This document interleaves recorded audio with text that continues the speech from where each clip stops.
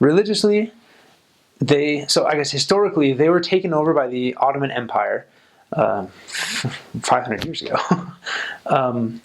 So they were Muslim. I don't know if you've learned about history, but Ottoman Empire forced people, if they were Christian, they either forced them out of the country or forced them to become Muslim, or they taxed them a lot. So a lot of people did convert to Muslim. So, and then actually I think it was like the 30s to the 80s or 90s, communism went through Albania and wiped out the culture. They wiped out.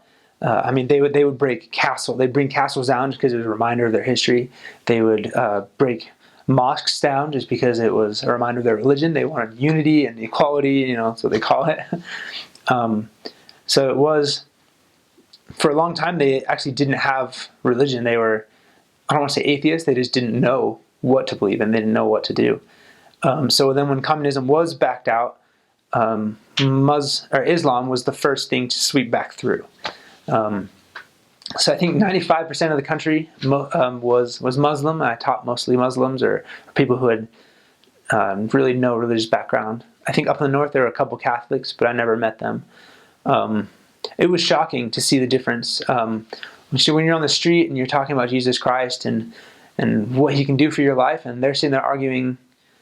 I remember for a long time I was almost mad at it because I would talk about how he can save you and what he can do for you, and there's like, well, he was just a prophet. He wasn't anything special. We had those all the time.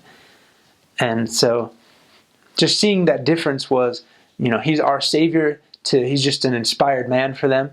It was an interesting contrast there and difficult but fun to implant that in their minds and see that grow.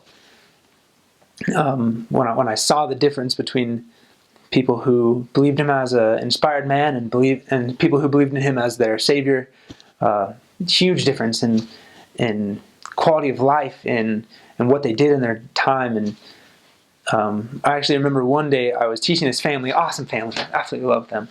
I was teaching them and we got through most of the lessons and they kind of understood. I could see they were understanding because they could recall things, they were trying to live them. And I remember trying to talk about the Ten Commandments. And I was like, so do y'all know who Moses is? And they're like, no, who's Moses? And I think that was the day that I realized, I was like, man, like I really have to simplify my teaching and get back to the basics, because I got through the lessons with them and I didn't realize that I'd ever actually said, I'd brought testimony of Jesus Christ, but I don't think I'd ever asked them if they knew who Jesus Christ was. And then so I think that day when they said we don't know who Moses was, and I was like, do you know who Jesus Christ is? And they're like, well, we've heard of him, but like, what's special about him?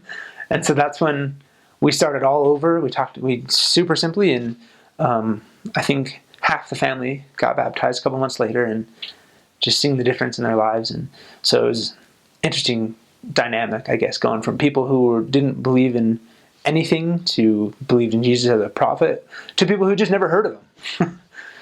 Just really interesting background dynamics.